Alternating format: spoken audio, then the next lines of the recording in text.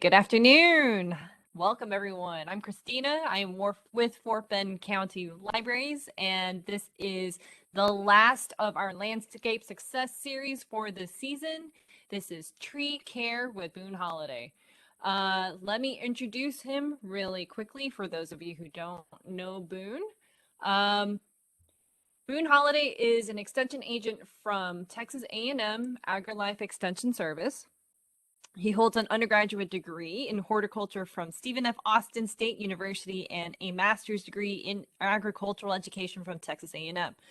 Long before attaining these degree titles, he was an avid gardener and a young plant enthusiast. He brings previous experience as horticulture staff at Moody Gardens in Galveston, Producers Cooperative in Bryan, and Texas A&M Horticulture in College Station.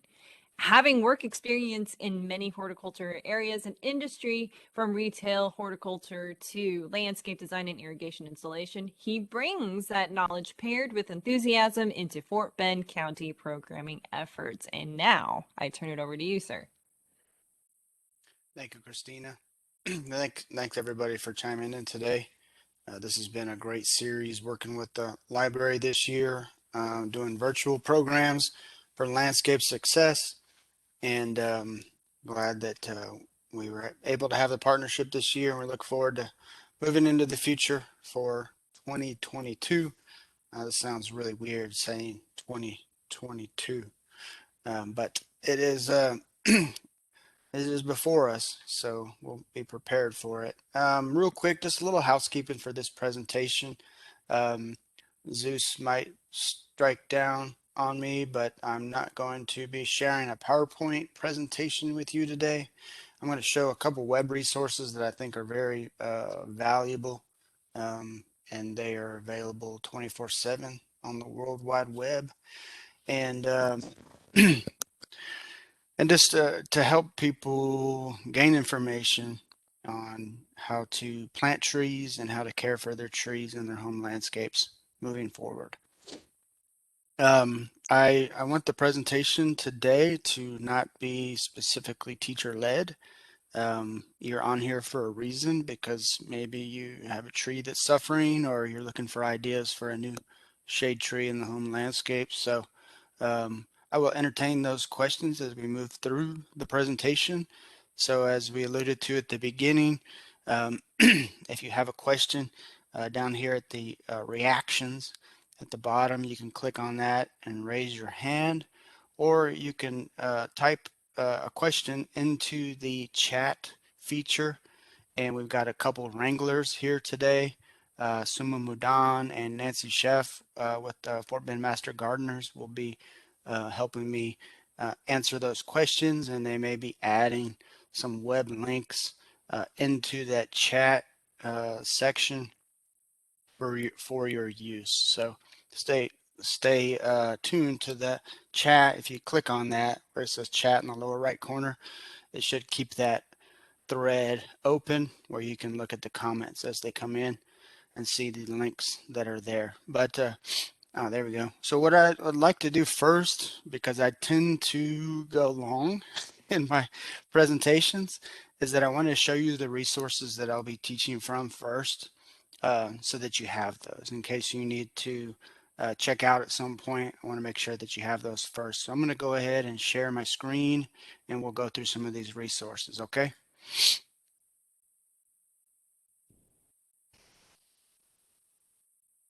Okay, here is my screen and here is the internet. Okay, so first things first, we get a lot of calls on um, uh, recommendations for a tree service or arborist or forester to do work or to provide consultation and advice on trees. And this is typically where I guide people to. We do have a couple companies locally that we tend to recommend, but this is a little bit more comprehensive. So the website sounds a little silly, but if you just type in treesaregood.org, takes you to this website here, Trees Are Good. And what this is this is the homeowner residential front face for this group right here. And this is the International Society of Arboriculture. It sounds fancy, but these are tree people. These are people who have been certified in tree care, tree pruning, uh, uh, worker safety, tree health, etc.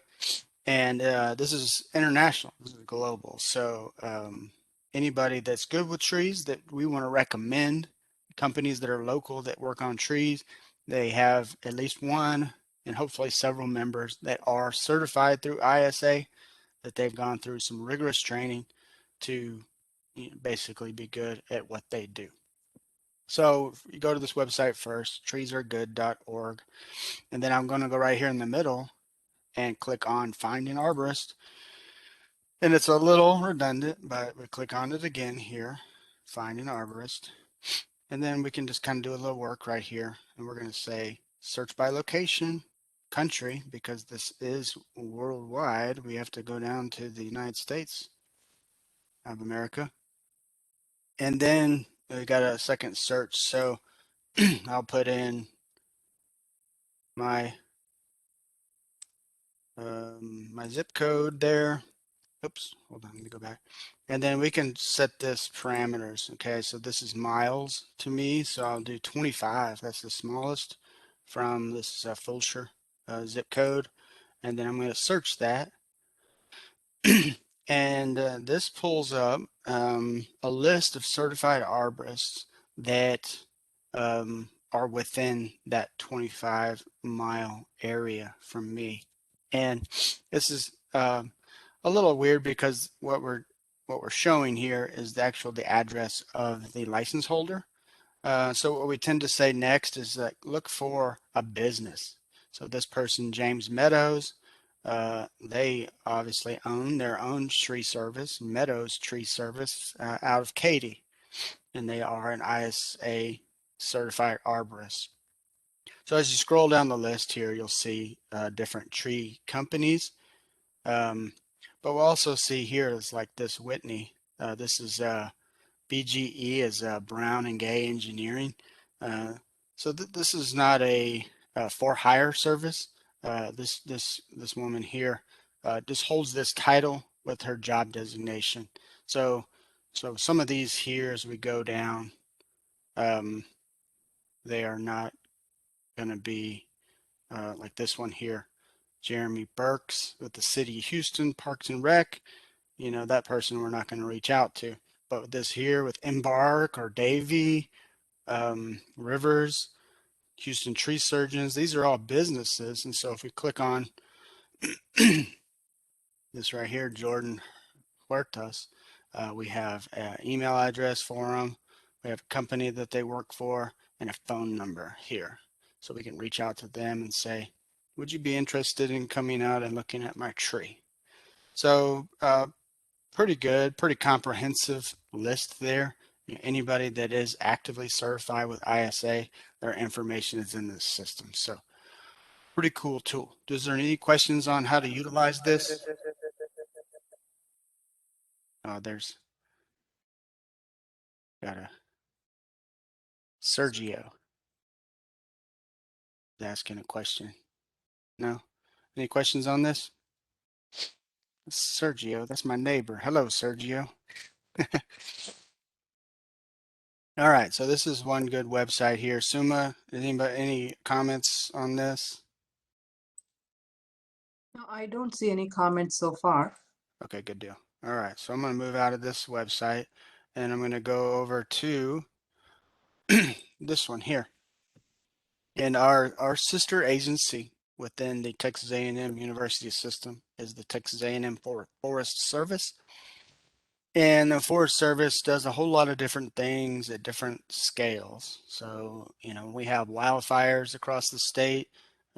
They are mobilized, not just here in Texas, but, you know, the West Coast has been seeing a whole lot of wildfire activity. And a lot of our Forest Service staff are mobilized to go help where help is needed.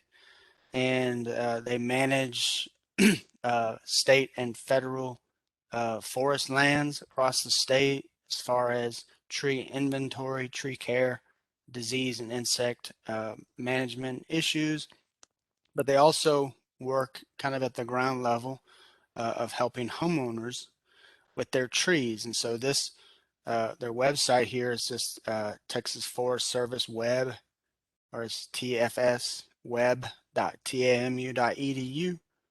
And then you would click here to community and urban forestry. And within this site here, there's a whole lot of resources along this tab here.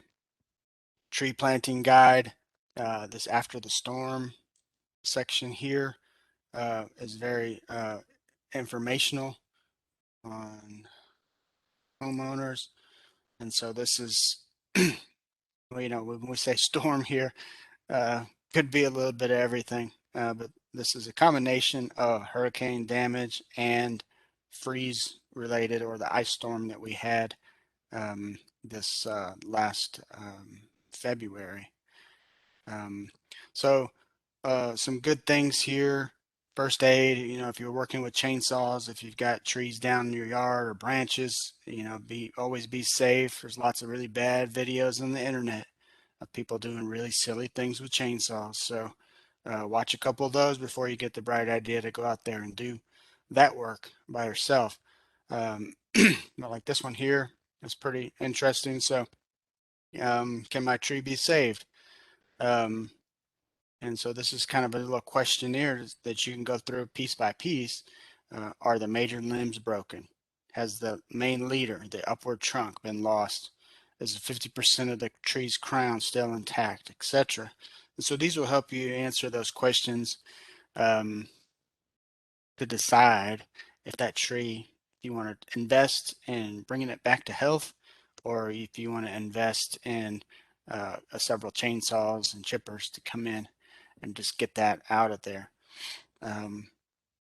You know, there's a kind of a philosophy with trees and the fact that these are living organisms, and they have a lifespan, and they're prone to external influence from weather and disease, insects, etc., that will impact their health, and that they're going to die, you know, indefinitely. Trees are going to die at some point. So sometimes we think that they are inanimate objects and that they're like a driveway or a house, but they're not. And so it makes it difficult for people to understand that sometimes, and the fact that sometimes it's better to get rid of a tree that's in decline early on. Go ahead and plant a young, vigorous tree in its place, and then within 5 years' time, you'll have a nice, healthy, vigorous young tree growing in the yard versus having a reoccurring issue with a tree that wants to die and decline. A lot of costs associated with that, a lot of headaches, a lot of wasted energy, where you can go ahead and just make the call to get rid of an old tree and start planning for your next tree canopy in the landscape. So again, just browse this at you know, at your leisure, and it's all under here in this community and urban forestry section on the website here. Any questions on this one? Good. Okay, so I'm going to go ahead and close that one out. And here, this is a group that I'm involved with here locally. This is the Urban Forestry Council of the Greater Houston area. And there are several urban forestry councils across the state of Texas, typically through the, you know, the greater, higher dense population areas, the urban centers, Austin Hill Country area. El Paso actually has its own forestry council, Dallas Fort Worth area, and then the Houston area urban forestry council that I work with. And this is a group of tree or arborist specialists that work with municipalities, that work with businesses and tree tree care, tree farms, anything that has to do with forestry and tree canopy in our urban environment are invited to become members.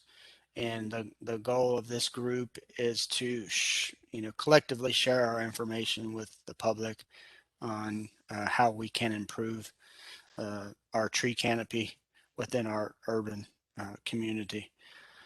So again, with this, we've got some pretty cool resources along this. So right here, if we go to why plant trees, and here we go. We have, this is our kind of library of resources on going through the vast benefits of trees in the landscape for us, what to plant, different tree species, and I'm going to kind of go into that here in a little bit as far as the trees that I, I'm biased, I guess you might say, but what trees to plant.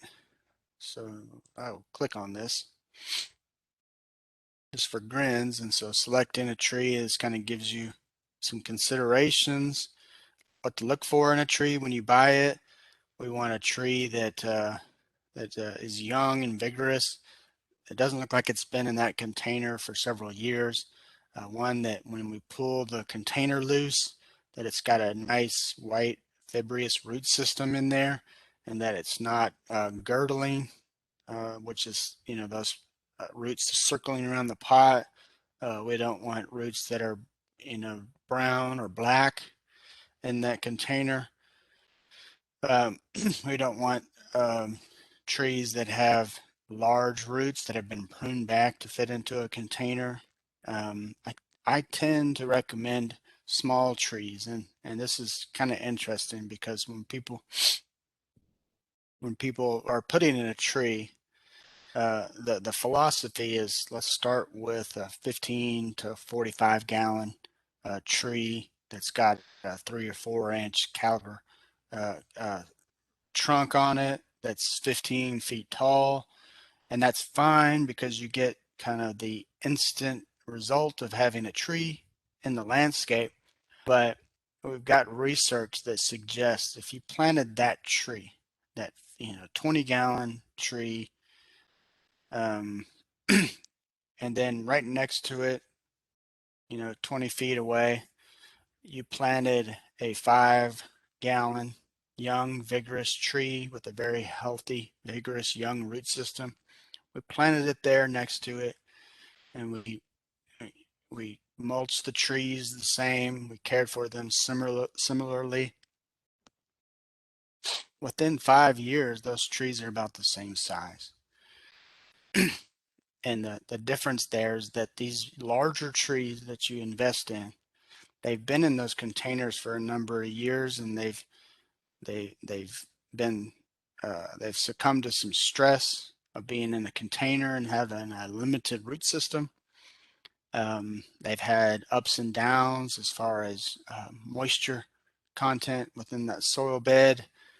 Fertilization becomes an issue at some point. And so there's stressors. The longer that those plants are in those big pots, there's stressors. And so when you plant that in the ground, it takes quite a while for that large tree to get past the stress and to start sending some fibrous roots down into the soil, versus these young trees that have a smaller root system but very vigorous and healthy. They have a lot of young root hairs in this small container. The tree is young, it doesn't have stress complex yet, and so when we put it in the ground, it quickly gets to work of mining those new roots down into the existing soil bed and taking advantage of that planting spot and growing quickly. So, not bigger is not always better, particularly in this case here. We want something that is young, healthy, and vigorous moving forward. And also, the offset to that is a cost benefit. A young 5-gallon tree at a nursery may cost you $20, $30. versus a number 20 or a 20-gallon container may be several $100s.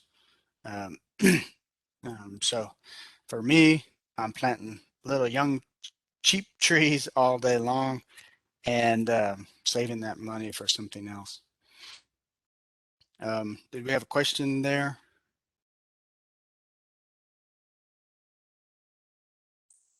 No questions yet, Boone. Okay, cool. If anybody else has any questions on this, go ahead and chime in with those questions. So within this here, Houston area trees. So this is broke down into different categories of trees.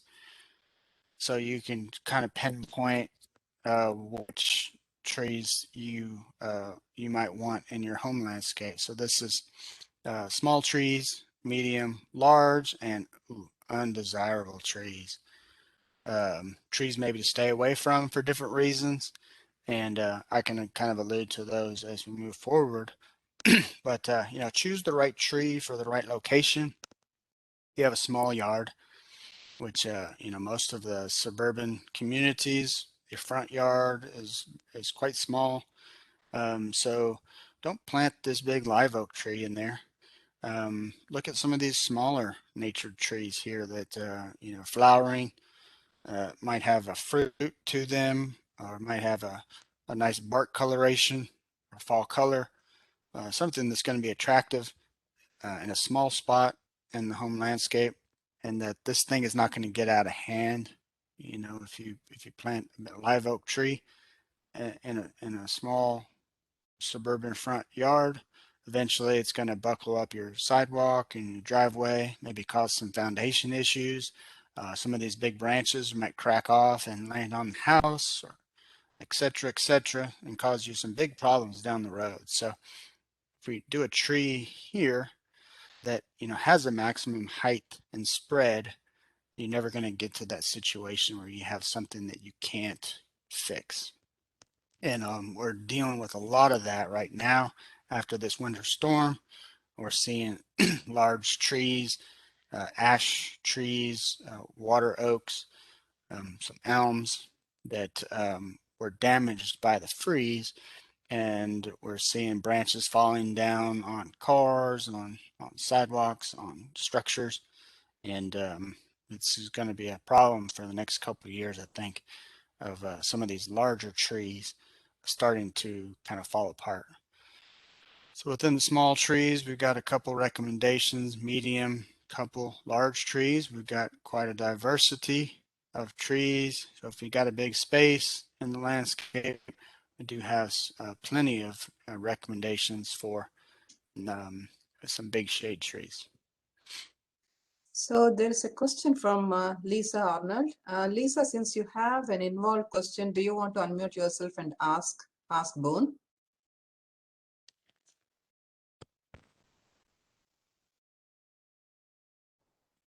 Maybe not. Okay, so her question was,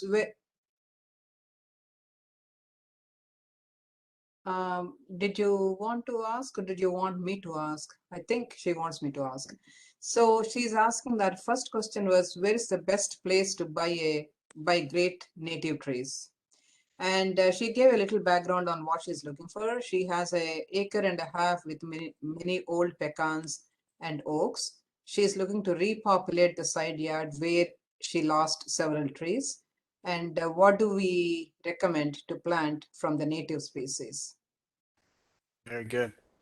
Um, there's several independent nurseries in our area that would have a, a fairly good selection of trees, and I'd say that the majority of um, the, the nursery available trees are natives, um, but we do have some um, exceptions to that where we do have some exotic trees in the tree inventory. And I would encourage people to look um, at some of those trees as well, because a lot of times they're an improvement on what we typically would have recommended as a native species. Um, and a lot of examples of that, but one that comes to mind is the fringe tree, the Cheonanthus. There's several um, species of that globally, and we have an American um, a fringe tree, and it's a pretty good tree. But side effects of it is it gets kind of leggy and lanky, and it's prone to stress in the landscape. Um, well, there is a Chinese fringe tree, which is the same genus. For us, has a more compact shape to it, um, and a good branch habit, so the branches don't break off in the landscape, and it's long lived. And it's, it's a tree for us that's not showing any insect or disease issues, and was not affected by the winter storm whatsoever. Um, so some of these, you know, we want to stick with native trees because they are trees that have have developed here naturally, and can handle our weather conditions. But I do believe there are some exceptions to that, and so within some of the information that you would read on some of these tree resources, it would kind of allude to the fact that there may be a better alternative to those trees. But getting off of my soapbox on that, this is about the time where we would want to be um, searching the nurseries for trees. Um, we have a limited season for successful tree planting. And I say that successful tree planting, we can plant a tree anytime, but after we get kind of past mid-April, um, and then all the way to through September, um, if we plant trees within that large time frame from spring through summer into fall, trees are going to be very stressed because it's hot, sunny, it's windy, and they don't have a root system established yet. And so when we put those trees in the ground, they are suffering from day one. And what we tend to do in response to their stress is water them, and we're probably drowning the root system by overwatering in response to that stress. So for those reasons, we tend to want to recommend cool season planting. So from about now through February, maybe the end of February, would be a really good time to plant a tree. And so, kind of mirrored with that, our independent nurseries would tend to have a larger selection of trees starting now, going into the winter. So it would be a good time to go look at some of your nurseries to see. And I just for our neck of the woods here, we have Caldwell Nursery that's in Pleak off of Highway 36 and Band Road. We have both of the Enchanted nurseries. One's in Booth, and that's Enchanted Forest. Enchanted Gardens is its sister nursery in North Richmond. We have Frank's Nursery in Pecan Grove. And then moving out of Fort Bend County, we can go in towards Houston, and we have Buchanan's, Joshua's, and several other uh, independent nurseries within the our side of Houston. There are nurseries in North Houston and kind of up towards Cypress. A little far of a drive for us, but what I would tend to recommend is you do your homework first and look at resources like this and start pinpointing. Make a list of your top 4 trees for a specific use and situation, and and have those uh, jotted down in your notepad, and then go visit some nurseries or make some phone calls. A lot of times, the nurseries can purchase these trees from wholesalers on a specific basis. So if you had a group of trees that you were looking for and you couldn't find them at a nursery, they're more than likely available in the wholesale trade, which you can't go to the wholesale growers and purchase trees from them directly. You have to go through one of their buyers. And so for the independent family small business nurseries, they'll do that for you. And that's why we recommend those nurseries, because they work with customers one-on-one on specific needs. So um, Nancy's mentioned Bill Bounds. Yeah, Bill Bounds Nursery is kind of funny because there's kind of two different nurseries there. One of them is a retail front, and one is actually a wholesale grower. So you'll have to make sure you're talking to the right company there. Um, and there may be some other ones. I think Bill Barr is on the call. Bill, if you hear me here and you get a chance, if you have any other recommendations as far as tree nurseries where homeowners can go look at trees and purchase trees, take a second if you don't mind, and put those in the chat feature there on the side. If Bill is still on the call today, we're lucky to have him. He's a retired nurseryman, worked with several of our large wholesale growers, greater Houston area. So hopefully he'll chime in with some recommendations there as well. So here's trees, and I'll go through some of my personal favorites here in just a second, but go through some of these other deals. So where to plant, this is very important. So we're going to look at some considerations. One's the house, is we don't want to plant a large tree too close to the house, so it's going to buckle up the foundation, cause us big problems. Other things, we want to look at our energy load. So we plant a large shade tree like this on the south or the southwestern side of the house would be a good spot for a large tree, so that it'll block some of that late day sun in the midsummer. That's going to save this house a considerable amount of money with their energy costs by having this large tree on that south or southwesterly side of the house. But equally, we wouldn't want to plant this big tree on the north side of the house or the northeastern side of the house, because this is going to create a very shady situation on the north side of a house, which we're going to have a spot right in here where grass won't grow, and it gets to the point where there's so much dense shade that we might start seeing some mold and mildew growing on the sidewalk and on the side of the house here, because we're not getting any sun on that northern side of the house. So in those areas, not to say don't plant a tree, but maybe look at a smaller tree for the north side of the house, or a tree that's known for having a very open canopy where some sunlight can filter through the canopy down to the ground level. And also looking at deciduous versus evergreen. Deciduous means that these trees go dormant in the winter and lose their leaf load. So this tree here would drop its leaves and would allow some sunlight through the winter months to penetrate through the canopy, lightening up this area underneath it.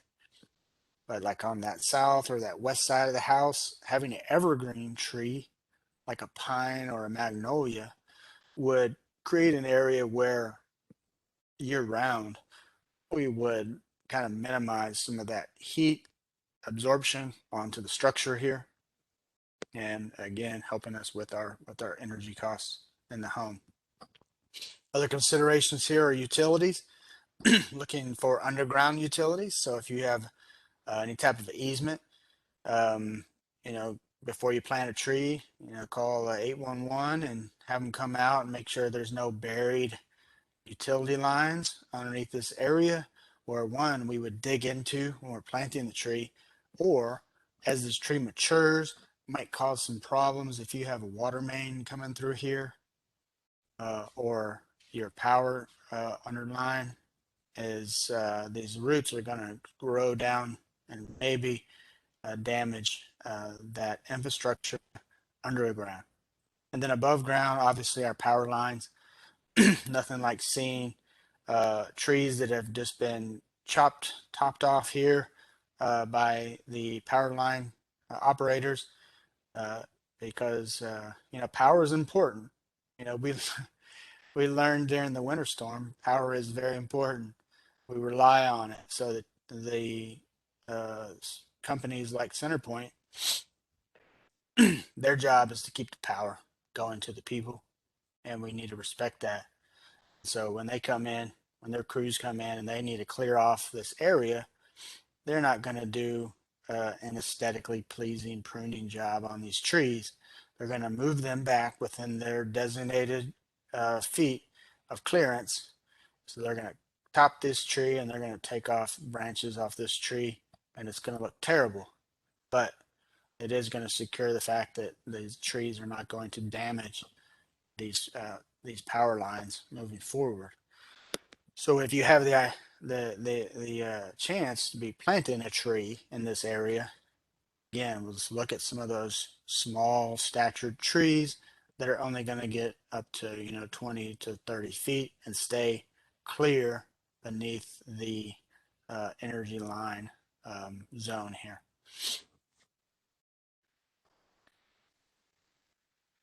So lots of considerations within that. Planting tips, like I mentioned before, when to plant a tree. Right now, November to February, and that is because of our summer heat and the stress that's caused on the trees. So your hole size to dig, how to put it in the tree, the hole, mulching the tree. Afterwards, we're not building a mulch volcano or a mountain of mulch up around the tree. We're using a 3 or 4 inch layer, a leveled layer of mulch across the surface, and that does a whole lot of good things for us. One is it retains moisture, and it also it stabilizes soil temperature.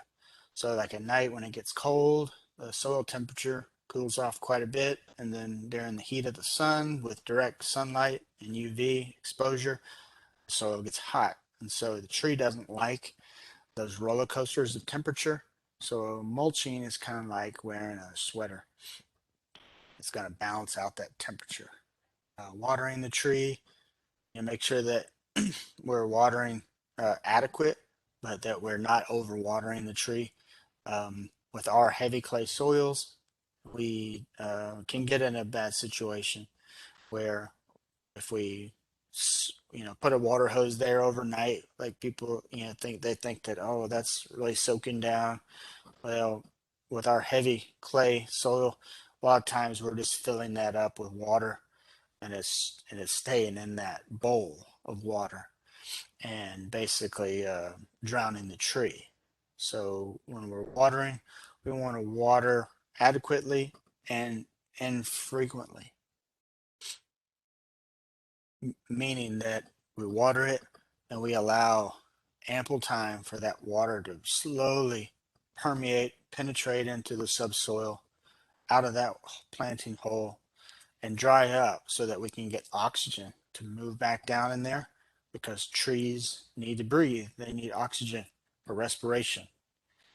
So we don't want to, I don't water it every day.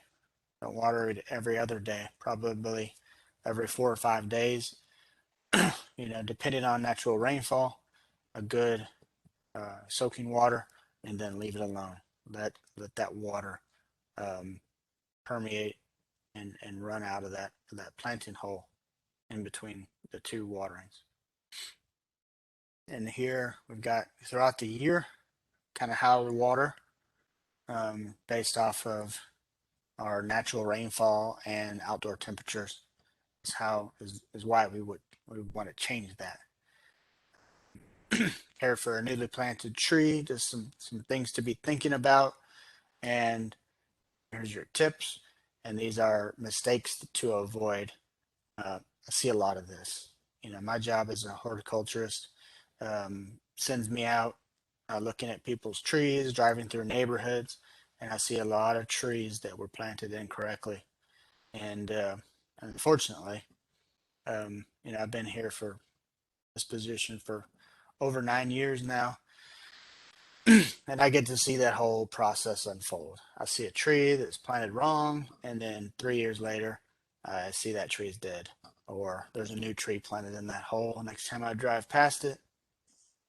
Um, so don't make these mistakes. Follow all these planting tips, and you should be in pretty good shape.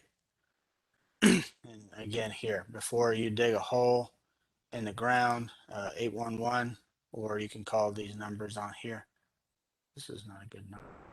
Maybe take one of those fours off there. Um, to check for any underground electrical data cables, utilities, etc. And let's see. So caring for. So there is a question. Julie, why don't you unmute yourself and ask the question, please? Okay, I was just wondering, we said November to February for planting trees is optimal. Is that for palm trees as well? Well, that's a good question. Um, yes and no, because when you buy these larger palms, a lot of times they're bare root, and so they're either in a large kind of temporary storage container, they're in burlap, or they're delivered with no soil on the root system whatsoever, and it's just kind of a corm almost at the base of that palm.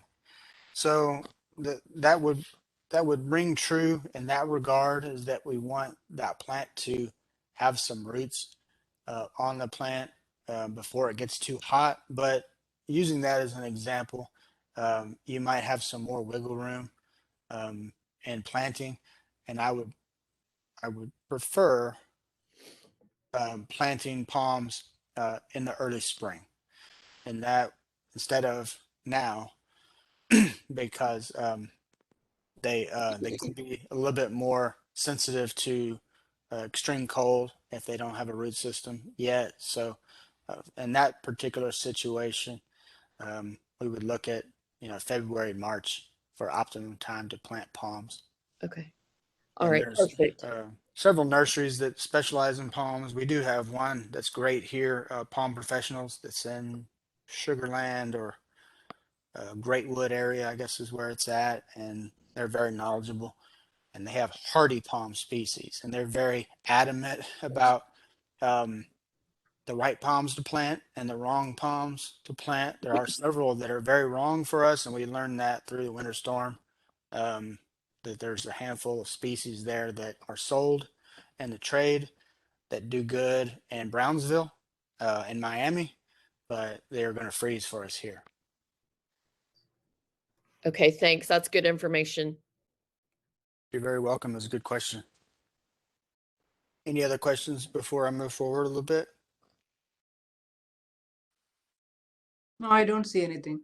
Okay, cool. Well, I'm trying to be pretty comprehensive here, but please, if you've got questions, bring those up. All right, so caring for the tree, fertilization.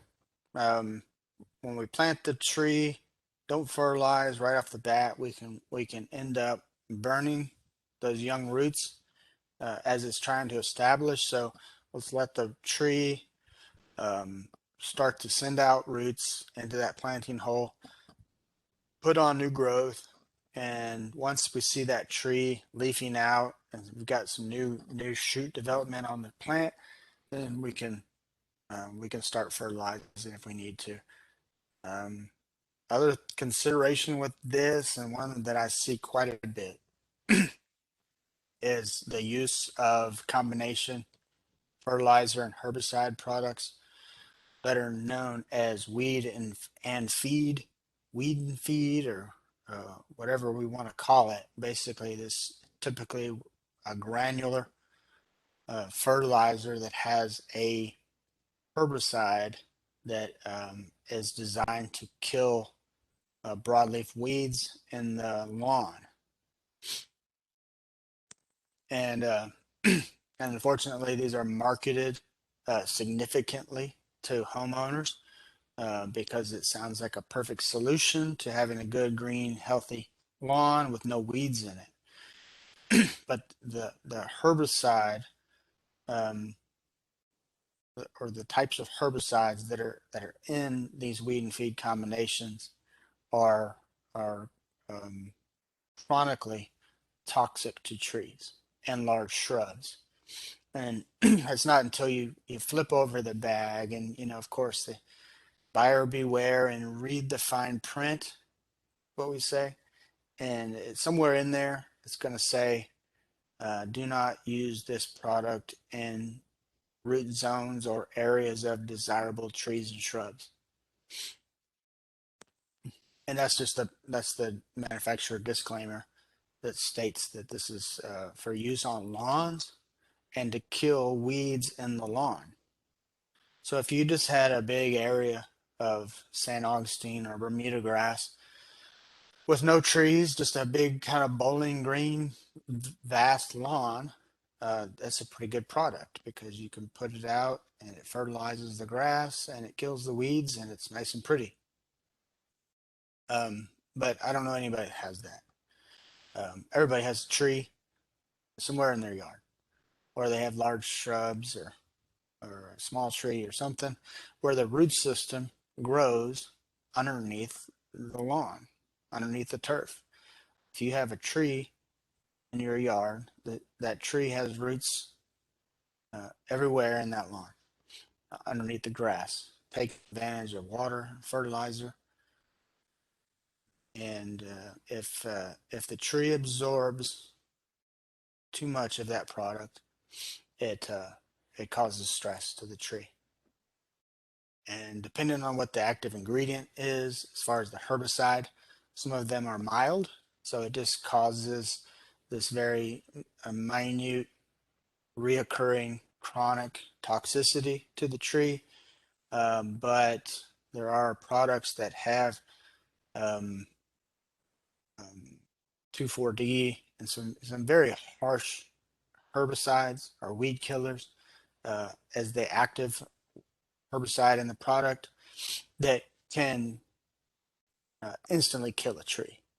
That if you applied those products and we had a big thunderstorm came through and it rained an inch and a half right after you put that down, and that product went down into the subsoil and was absorbed readily by a large tree.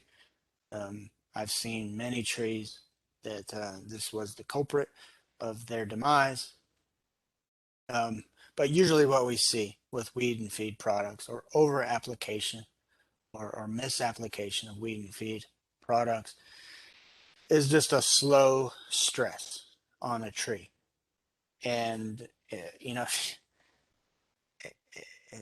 it's news to you, our environment is tough enough on its own. I mean, think about it. I mean, we have some of the harshest summer temperatures. We have drought, we have floods, we have freezes, we have hurricanes, tropical storms. So we're like underwater and then we're in the desert. We're underwater, we're in the desert. And this is heck on trees.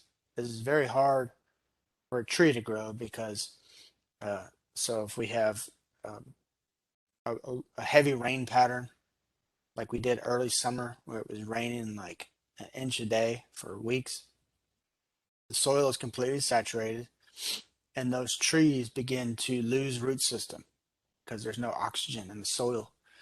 So the root systems decline significantly.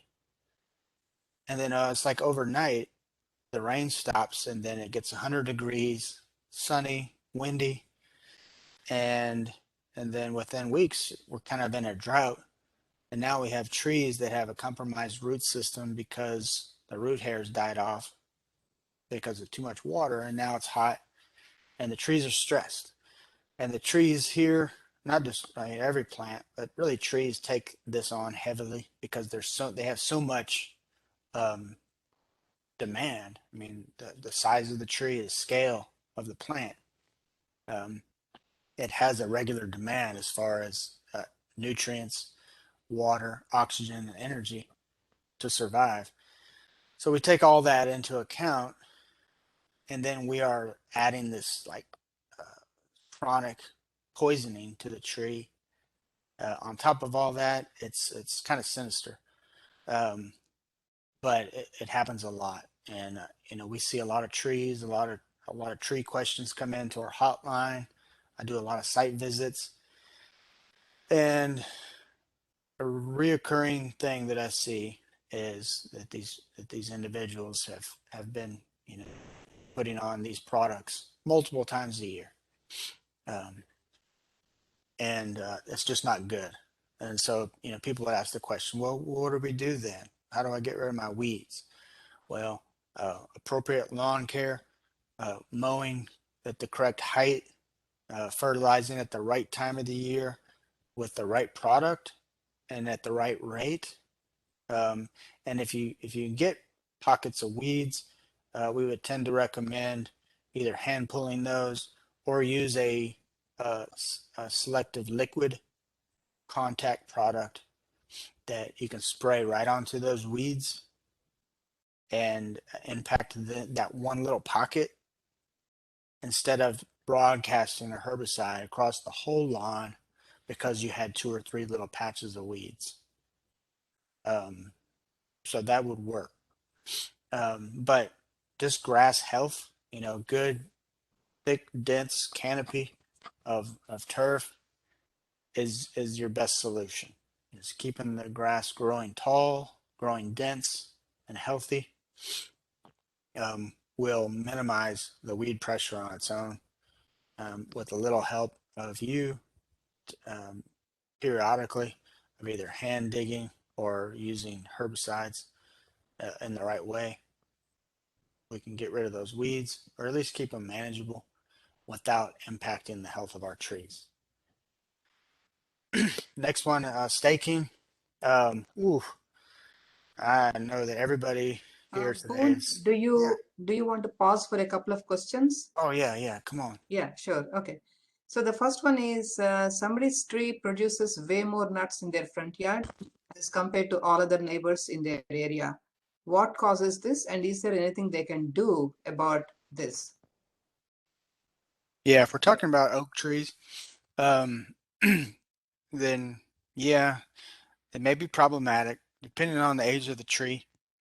Um, Oaks, uh, more than any other of our local native trees, they produce fruit um, in abundance out of stress. So basically, it's the tree um, saying, "Hey, we need a flower, we need to produce seeds, and we need to try to reproduce because something's not right here." So um, when I see a tree that the canopy does not look great, but it's producing an abundant amount of acorns, that's a clue there that this tree is not healthy, and we need to look at what are the causes of that tree stress and try to address those if possible. The tree, if the trunk looks good, branches are pretty healthy, there's no signs of insect or disease damage on the tree, then we need to look at just some ways that we can care for the tree, add additional TLC, appropriate TLC to the tree to get it back to health. Um, and what that's going to look like, it's going to be a leaf color from looking sparse or yellow or whitish green between the veins to a tree that has dark green, healthy leaves, has an abundance of foliage, are the clues that we want to look for a tree that's healthy.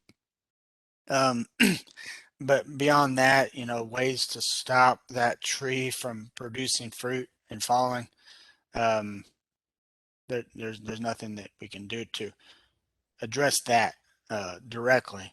You have to focus on the health of the tree first, and then hopefully you can get it growing more vigorously next year, and then hope that that sign of abundance of nut set will go away with time. From what I can tell, our trees are pretty healthy. They grow good. They get regular watering. Um, they produce a lot of shade for us. It's just that we get so many nuts, and it's just such a pain to have to sweep them off the sidewalk every day or every second day. But it's a lot more nuts than any other trees in the entire neighborhood. Like our trees just produce way more. Yeah. Well, there's a lot of variables to play there, and some of them we might just not understand. And this is the genetics, maybe a factor there. Some trees are just more prone to fruit set. This year specifically, because of that winter storm, it threw a lot of trees off, and so we had trees that um, normally don't produce a whole lot of fruit kind of go crazy um, in response to this extra chill. So we call it, this is the cumulative hours of at or below freezing temperatures. So it makes plants do weird things, and so because of that, I've seen a lot of trees producing an overabundance of fruit. Um, so that the weather, that's the specific genetics of your plant, um, and all these other environmental factors that I've been talking about are probably at play there. Okay. But beyond that, as far as any type of a fertilizer response or chemical or hormone or something to try to minimize that fruit load, there's just nothing there for you. Sorry. Okay. Can I just ask one other question related Yeah, to the same trees? So sure. these two trees we have on our front yard, the other problem is they have roots that are coming above the uh, yard, above the grass.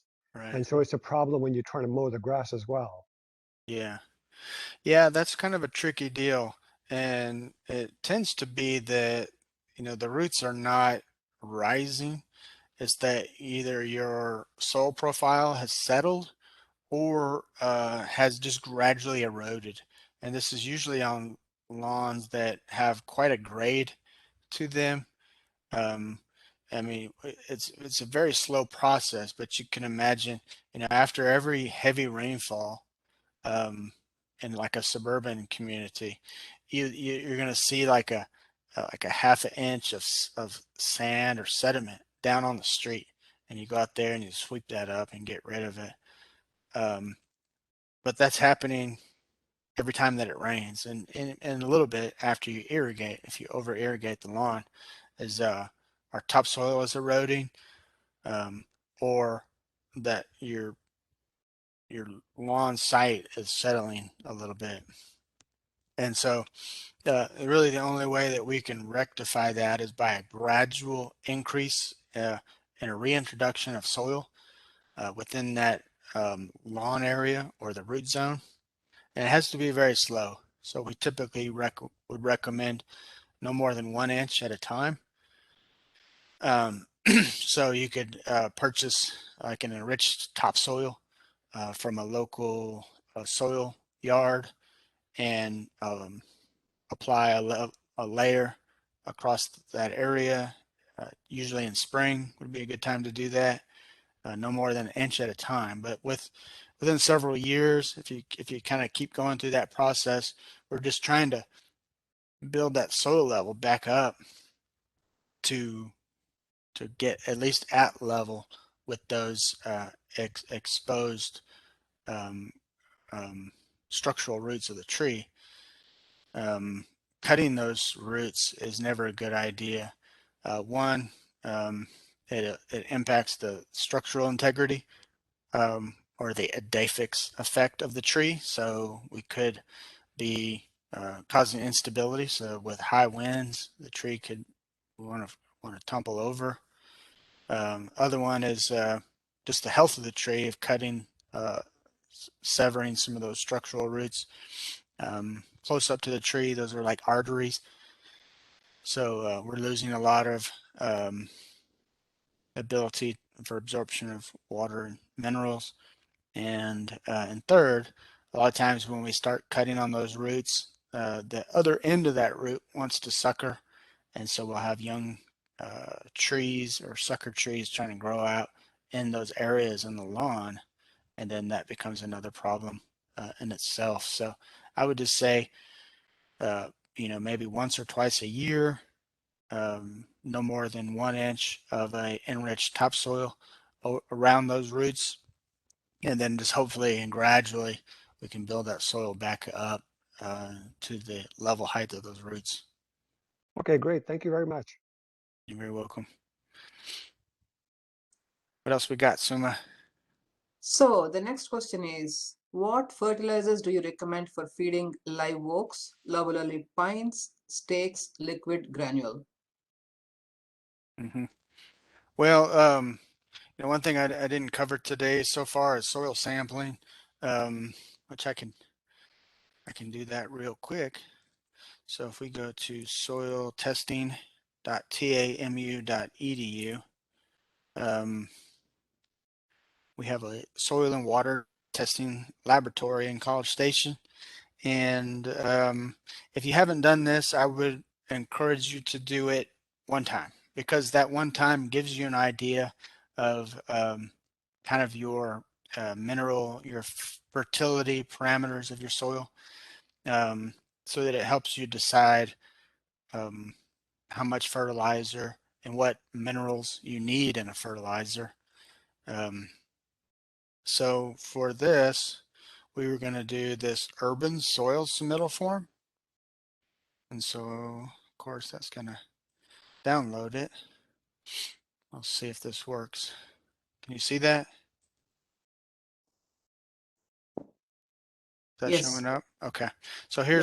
here's the form. And see if you, come on. Oh, of course, now it's not going to work.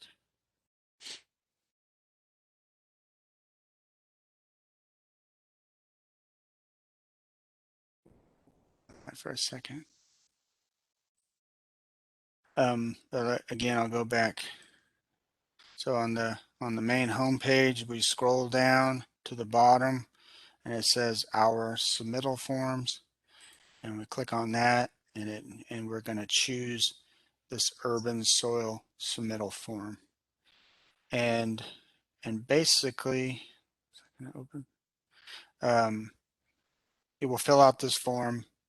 Of course, it's still acting up on me here, so it's not going to open. For some reason, my PDFs have been acting up on this computer. Let me try one more time.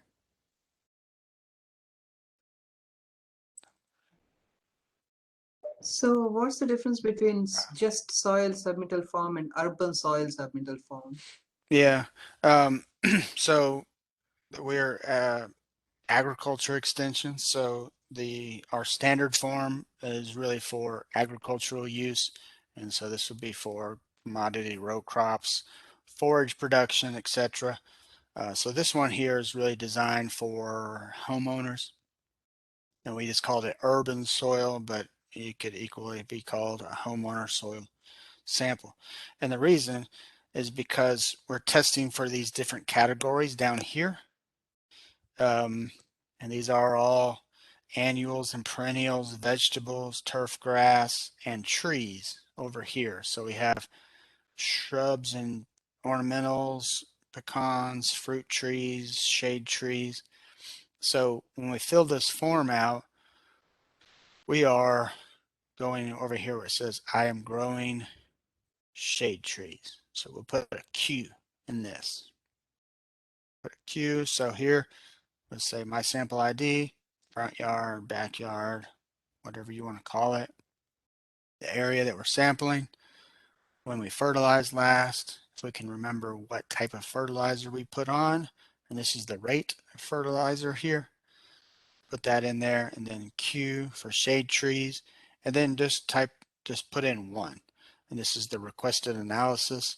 1 is this right here, is a routine analysis, costs $12, and it gives you the pH, nitrogen, phosphorus, potassium, calcium, magnesium, sodium, sulfur, and our electric conductivity, which we don't really need, but we like all these. These are what we call our macronutrients. And these are all the main minerals that plants need to grow. So what that does is you'll send you back a report, and it gives a recommended rate and volume of fertilizer to apply. And it will say something like, you know, you need 20 pounds of nitrogen, 5 pounds of potassium per 1,000 square feet. And that helps you apply the right fertilizer. And there, you know, every lawn's situation, every landscape situation is different depending on what you've done there in the past, depending on the soil that the developer brought in, whether it's clay or silt, sand, loam, the depth of the soil. All these factors change the chemistry of the soil. And so we're going to need different things. And so if you ever do this, I would do it one time, and that way it gives you a snapshot of what's in your soil. It tells you what your pH is, which is important. And it tells you how much nitrogen, phosphorus, potassium are in there, so that when we go and buy a fertilizer, we're not buying a fertilizer that maybe doesn't have what we need, or we're putting on a fertilizer that has an overabundance of something that we already have. And if we know anything about chemistry, it shows that we're going to start messing up the bonds, molecular bonds in the soil. So like phosphorus, for instance. Usually when we get results back for a soil sample where people have been applying a balanced fertilizer, like a triple 13. You put on a triple 13 fertilizer in your yard for years, your result is going to come back and the phosphorus level is going to be off the roof. And they'll also put a note on there that's going to say, do not apply a fertilizer that has phosphorus in it for 5 years or something. I've seen it. And because when you get too much phosphorus built up in the soil, it's kind of like a magnet, and it takes all the other nutrients and they bond to that phosphorus. And the plants can't absorb those minerals because they're bonded together with that high charge on that phosphorus molecule. So it's important. And I see a question about the density, how much soil. Well, we go to the next page here. It's going to tell you here, take a soil sample, where to sample, collecting it. So how to collect the soil sample, how much of it. This is 2 to 3 cups of soil in a quart size resealable heavy gauge plastic bag. We do have soil sample packets in our office in Rosenberg. We provide those as a service, but by all means, you don't need them. You can just use a Ziploc bag like they mentioned here, and then package up that sample with your payment and your form and send that straight to the lab, and they will email you your lab results. We're always available. Myself or our master gardeners in our hotline are available to help you analyze that. If you need help, it's pretty straightforward, but if you need help interpreting the results, we would be glad to help you do that as well. And also, if I go back onto the main website. And Yeah. one more question. Go ahead. How destructive is ball moss? The infection started across the street, then moved to our trees and onto the neighbors behind us.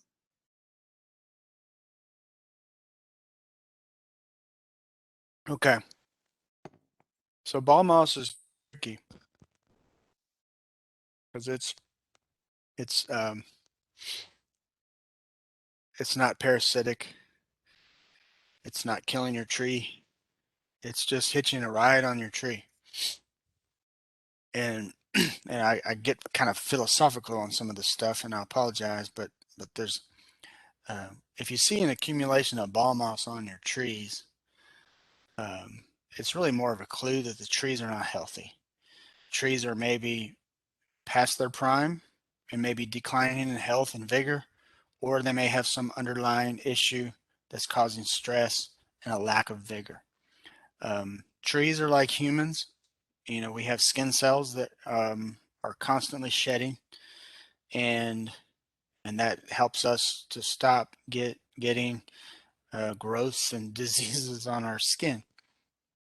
So similar to that, trees have bark, and as the trees are growing, they're constantly shedding old secondary bark off the tree, and that's their way of shedding off insect and disease pressure. So if the tree's growing, it's creating new bark, and then the old bark is starting to shed off. So when you have that, you have stuff like lichen and ball moss that would naturally fall down on the ground, and then the tree is going to replace that with young, vigorous, healthy bark to replace it. So when you get trees that are not actively growing, that are declining in vigor, that's not happening, and the bark is not shedding off because it's not creating, the tree's not growing new bark as fast as it should. So the old bark stays, lichen compounds, ball moss gets in those little cracks and crevices and accumulates, and that's when the problem compounds for you.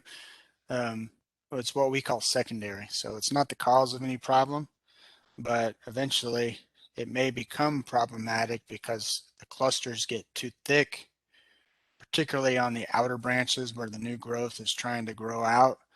If you get too much ball moss accumulating there, sometimes the tree has a hard time growing through that, especially if the tree is not vigorous and healthy. It's not putting on enough new growth to break out of that cycle. So, um, so I tend, one is look for some issues. I mean, one, the obvious would be, is this tree um, on its way out?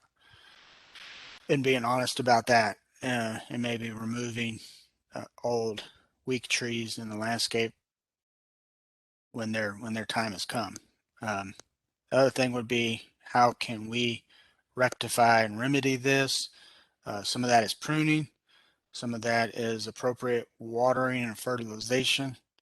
Some of that is adding compost to the root zone of the tree, appropriate mulching around the trees, everything that we can do to add appropriate TLC in those situations, that can help spur growth and vigor to the tree so that it can kind of break out of that complex. But without it growing and increasing in vigor, um, ball moss is going to be there and it's probably going to compound on the tree more and more. Um, I had this list of arborists from ISA. There are some of these certified arborists that will do a winter herbicide application for ball moss, but my disclaimer is be very careful with those applications. These are copper and aluminum products that, if applied incorrectly, can cause more harm to the tree than good.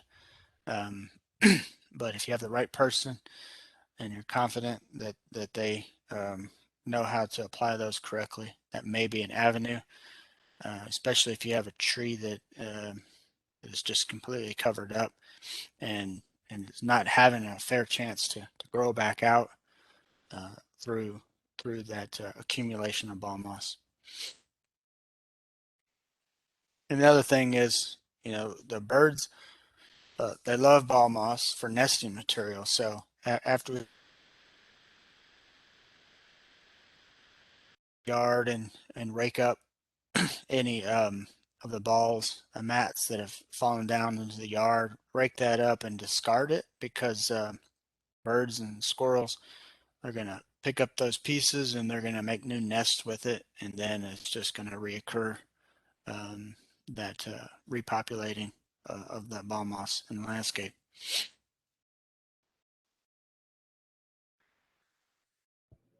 Hey, Boone, I got a question about the soil samples. Mhm. My husband does those every year because he's obsessed with the lawn. But so he always goes and buys whatever the thing tells him to buy, fertilizer wise for the grass. But are you saying that that same information would tell me how to fertilize the trees as well? Yes, but Okay. beyond that, I will say that if you're balancing the nutrients based off of your soil sample for the lawn, Uh-huh. that the tree is getting more than adequate amount of fertilizer because they're taking advantage of that as well. Okay. Okay. So nothing additional needs to be done for the live oaks. Okay. Nope. Yeah, if you have, a normal situation where you have a tree out in the midst of your lawn and you're fertilizing your lawn based off of a soil sample, then you're good to go. Okay. Perfect. One other thing here on the soil testing website is this publications, and so there's a whole lot of resources here to help you kind of understand the process of nutrient balancing. And this first one here, I won't click on because it's, of course, another PDF, but this is a 4-page overview. It's very detailed on how to collect your sample correctly, how to package that and send it to the lab the way that they want it. And this is very detailed. This is testing your soil, how to collect and send samples. But all these other ones here are pretty cool. You could print these off and put them on the coffee table or something.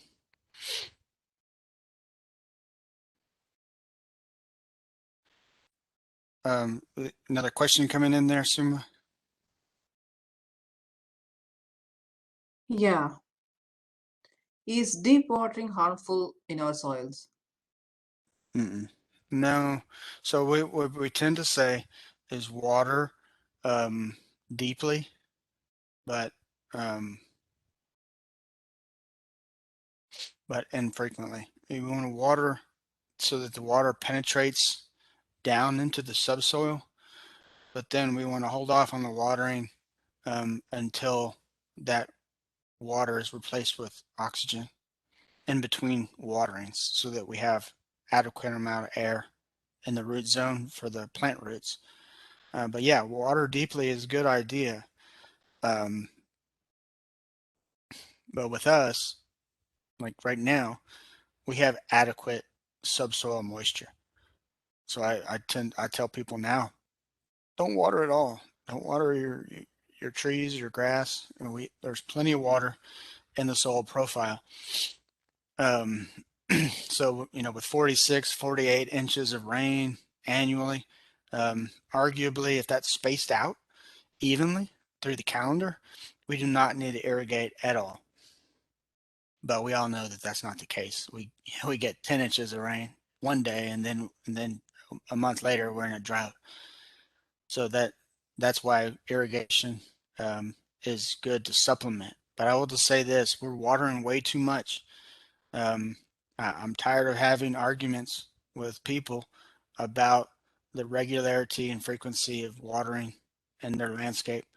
Um, we have soil scientists, we have turf grass specialists, and they're going to say that we don't need to water at all where we live here. But I do know that there are times here where water is minimized. If we go a month without, a measurable amount of rainfall, a little bit of additional irrigation will help us get through that period without bringing on plant stress. But if you're watering every day, if you're watering every other day, If you're watering every third day, you're overwatering.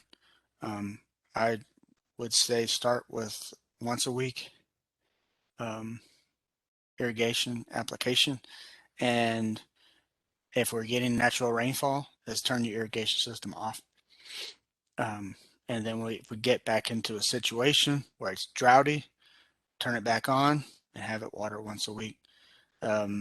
Because we're putting on way too much water, and not just that, we're creating a oversaturated surface moisture layer that's doing a lot of bad things. It's messing with our soil texture, and it's watering weeds a lot of the times. It's creating situations where we're having aquatic perennial weeds like Virginia buttonweed, nutsedge, dollarweed. Um, these are all perennial aquatic weeds, and we have invited those to grow in our turf grass because we're over watering. So not just the turf grass, the trees suffer from that. So I encourage you to, keep dialing back on the water, and really from now all the way into March, you just have the irrigation system turned off. There's just no need to be watering during the cool season.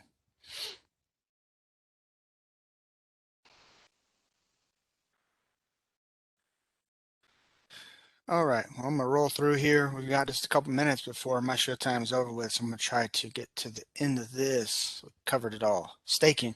A lot of horror stories driving around, mostly shopping centers, and it's just sad sometimes of seeing the old staking grown down into the tree. So staking is very temporary, very temporary. And on a good, small, young, healthy tree, I don't stake them at all. But if you end up getting a kind of a tall, like pines, a lot of times loblolly pines tend to be really kind of tall and spindly and top heavy.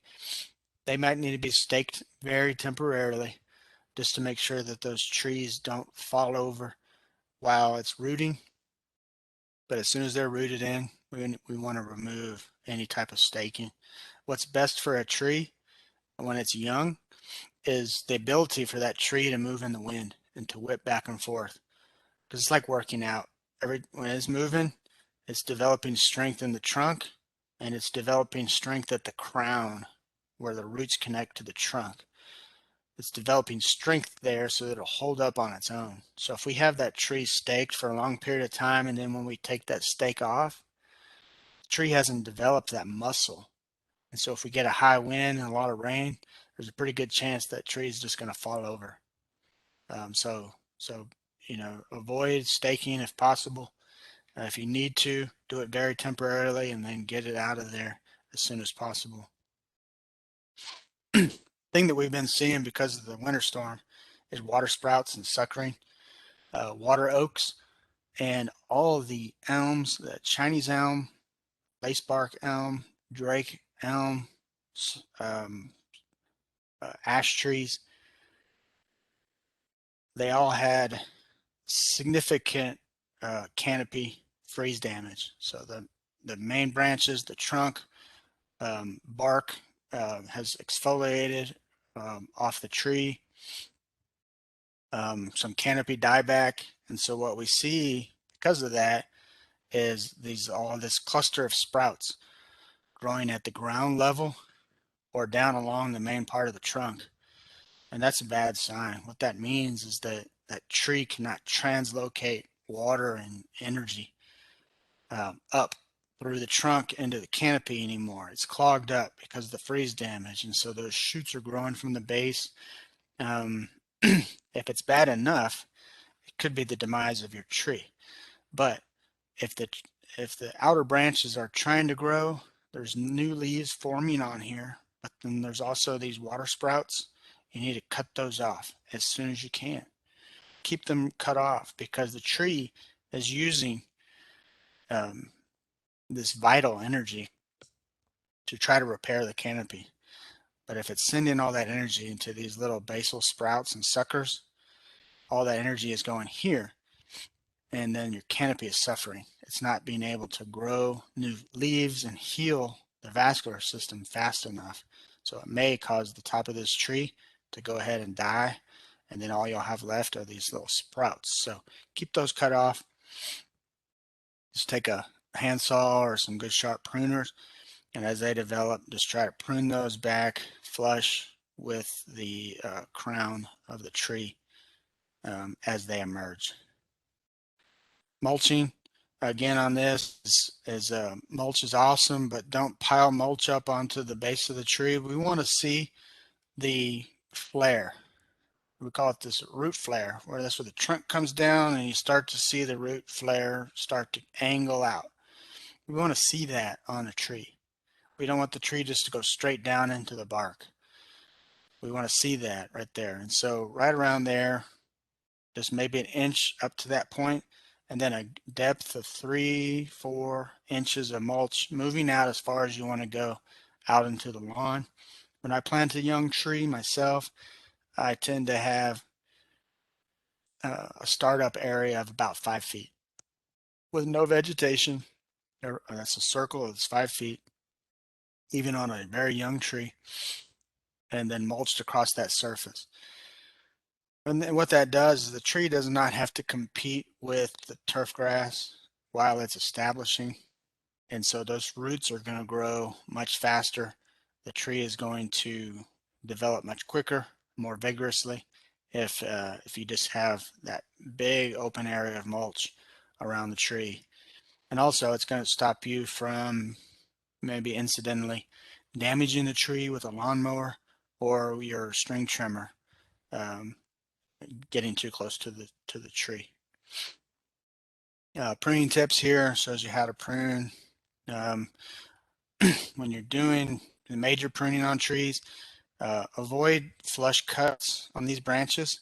That's usually a big problem that I see when you see a tree that has a big gaping hole and like this black slime flux or bacteria that's oozing out of a pruning wound. It's because we cut it flush. We don't want it flush. We want to keep this little nub here, and this is past this abscission point. So if we leave that on here, then this is going to heal over and eventually become flush, and the tree will be healthy. But if we cut it straight down, if we get past this abscission point, then the tree can get an infection and you have a big gaping hole there that later on bugs will get into, the decay organisms will get in there and cause a big hole, and the tree will hollow out. So no, avoid the flush cuts. Watering tips, again, we talked about that. So this a lot of very good information here. I'll let you take the time to do that down the road. I was going to go over one other thing, but I'm just about out of time.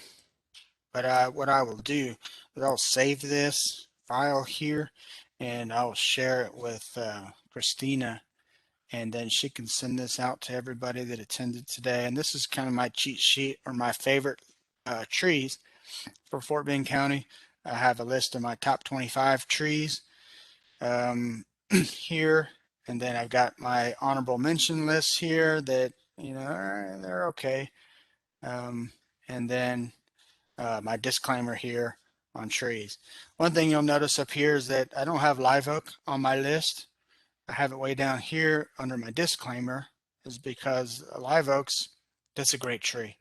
It probably is our easiest tree to grow, but I, I I'd like for people to move away from them because up until now we don't really have any problems with live oaks. In the hill country, we have oak wilt, which is basically decimating the whole live oak population in the hill country. And so if that happened here, we would be in pretty bad shape because every other lawn or yard in Fort Bend County has a live oak tree in it. So,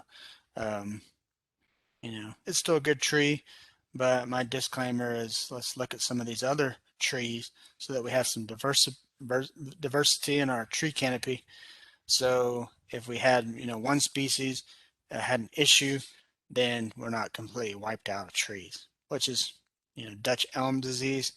up in the northeast came through and wiped out, and the elms were the predominant landscape tree, and so a lot of those communities have no trees now. Um, so it's something we need to look forward to potentially having some issues there. So that's it. It's 3:30. I think I'm right on time. Suma, do we have any other questions or discussion? No, I don't see anything more. Okay, I'm gonna stop sharing there. So I'll open it up. If anybody wants to ask any questions or has any particular thing they want to talk about with trees, I'm all ears.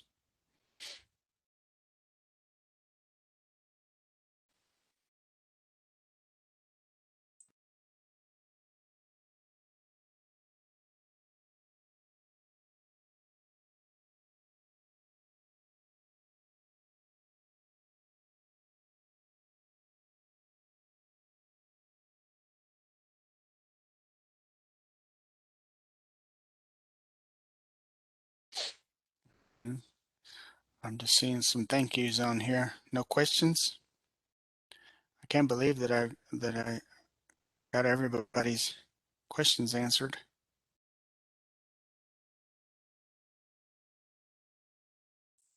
This fun question, I think.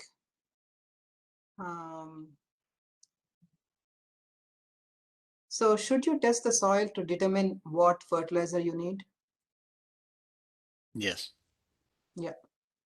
Yeah. Well, in the work that we do, I'd strongly recommend that, because if not, we're just kind of throwing chemicals down on the soil, and we could be causing more harm than good with that.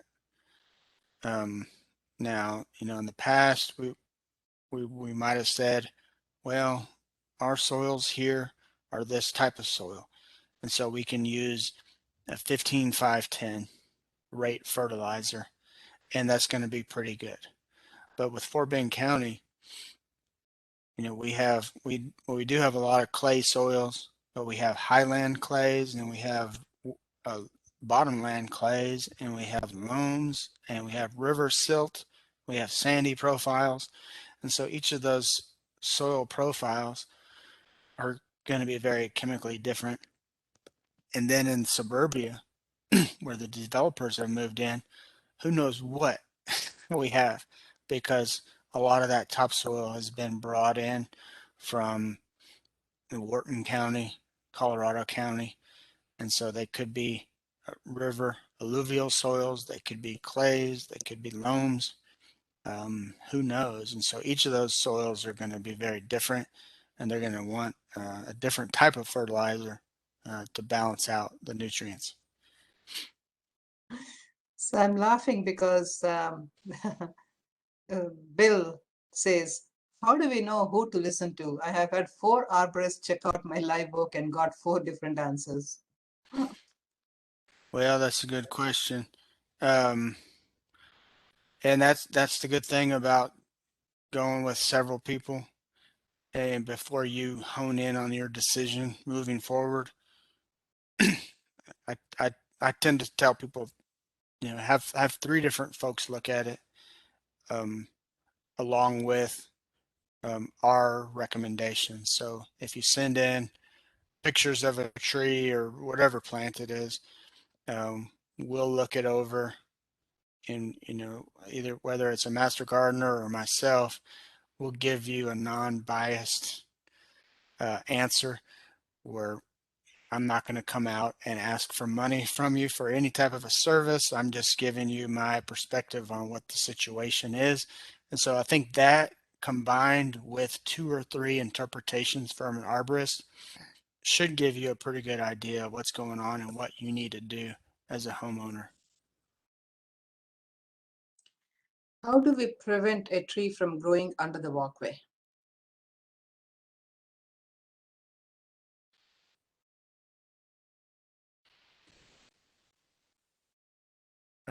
If it's already doing that, then I think it's kind of a done deal. But you can install some barriers. There are several different types of root barriers that you can purchase or an arborist can install for you. And they don't have to be very deep. You know, typically they're 12 to 14 inches. And that's really all you need for a surface root just to stop penetrating in a certain direction. If you see it, I mean, like a large tree, like a mature oak tree, say we had a tornado and that whole tree came up out of the soil. Everybody's seen that. And so you'll see that, you know, right underneath the crown of the tree, there are several of these anchor roots, but the vast majority of the root system is right below the soil, you know, 8 to 10 inches in depth, not very deep as it moves out. So considering that, most of those lateral roots are pretty shallow, so you don't have to go very deep to put in these root barriers. But cutting that after the fact, I think is never really a good idea.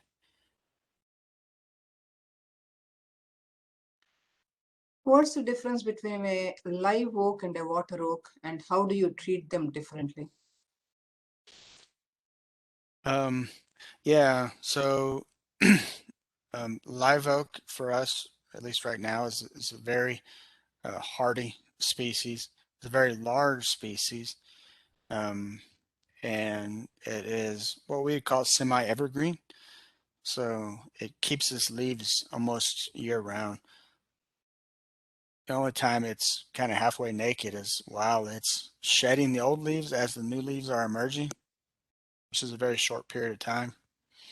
Um, Downfalls of live oaks is leaf load, so they do drop a whole lot of leaves, and those leaves don't compost in the soil very rapidly, so you have to rake a large amount of leaves every year instead of mulching those in the grass because it's too much. A water oak for us is not a good species, and I say that because they're prone to stress, particularly heat and drought stress. Um, After our drought back in 2011, 2013, up until now, we saw a lot of water oaks, large mature water oaks die because they don't have an adequate root system. They have a very shallow root system. So as the water table gets low, they're out of range of soil moisture, and the root system declines because of that, and then they die. And so it's just one that, you know, you won't really find water oaks in the nursery trade much anymore.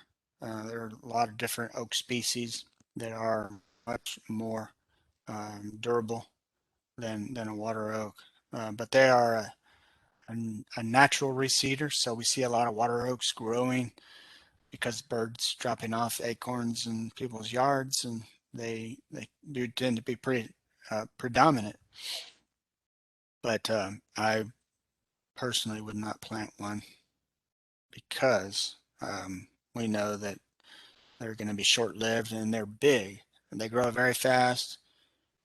They grow very big very fast. So at some point you'd have this huge thing, and like I spent last weekend with a tractor digging up a root ball from a big dead tree, and it took me all day long to dig this dang root up out of the ground. Um, which if I had a live oak there, I wouldn't be doing that. The tree would still be beautiful instead of being a big stump that I had to fight with.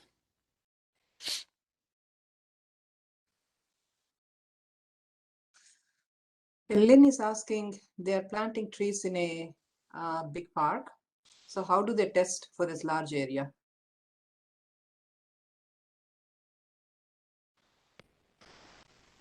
Yeah, so the soil sample basically says we want an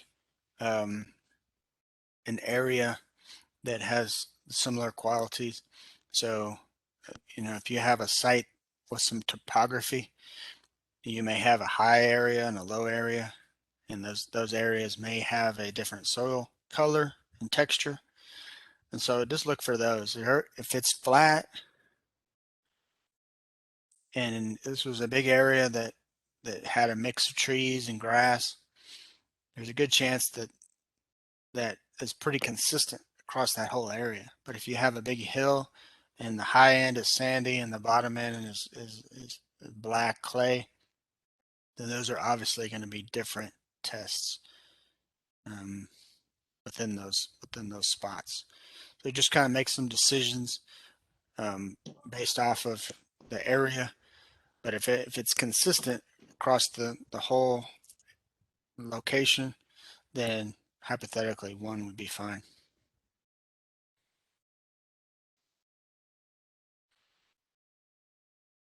So if you have time, there's one last question. An ash tree that has surface roots, can they remove the roots or shave them down? I think you mentioned this before. Yeah, you don't want to damage those roots, um, especially if this is an older ash tree.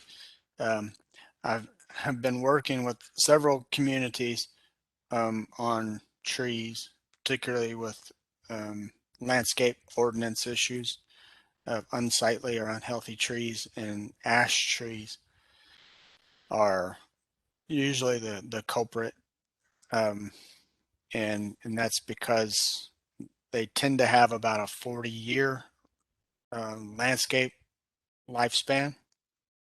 So this was the predominant tree that was planted in our older subdivisions, and they're way past their prime. And you see so many of these older ash trees that the canopy is falling apart. You know, they've had arborists come and cutting big parts of the tree out, and now you have exposed roots and maybe some sprouts growing off of the roots. So if that's the situation, um, you know, those trees just need to come out of the ground. I mean, and then have the old crown ground down and be looking at some replacement trees instead of continually kind of dealing with issues related to an old tree that needs to come up. But if that's not the case, if it's a young tree, if it's healthy, then just building the soil up gradually up to that root level is going to be your best bet. But I haven't seen anybody planting Arizona or green ash since I started my career. It's been a tree that, you know, the nursery trade has kind of said, you know, don't plant this tree, because we saw the outcome of the longevity of that species, or that genus for us, is that they decline, they get insect damage real bad, they get heart borers and bark boring beetles, and they just fall apart. So I'll be thinking about removing it when the time's right, and look at one of these trees on my tree list here to replace it with something that's going to be much better for you.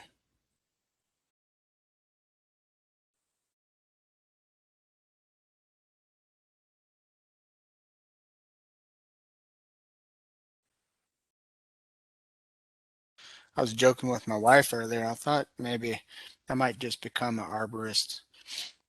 It's better than being a horticulturist, because I can just talk about trees. I don't have to talk about roses and bulbs and everything else. I can just talk about trees, which I like trees quite a bit. Do a lot of work with trees, trying to get people interested in growing more trees beyond Bradford pears, live oaks, and crepe myrtles. There's so much diversity out there with trees that we don't seem to try out. So hopefully people will try out some different things.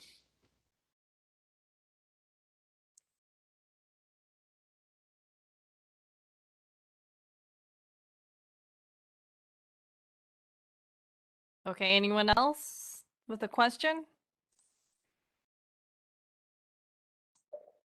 I think that's it.